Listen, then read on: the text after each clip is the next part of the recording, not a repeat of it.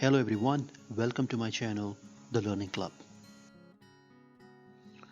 Today we are going to talk about a very cool format which Microsoft Excel 365 has. If you have any kind of data table in PDF format, how can you convert or how can you retrieve the data in Microsoft Excel? So let's get started. So you can see here's the file I have which has a table of the employee getting their salaries in different months in the different currencies. Let's see how can we convert this table into the Excel. To start with, go to the Excel file wherever you want to load the data.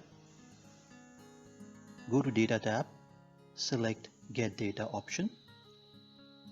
Go to From File and select From PDF. Locate the file wherever you have saved your PDF file. In my case, it is saved on desktop. I select the file, salary information, click on import. It will take few seconds depending on the file, how heavy is the file is. This window will appear. Here you can see number of tables of number of pages you have in the PDF file. In my case, there is only one table.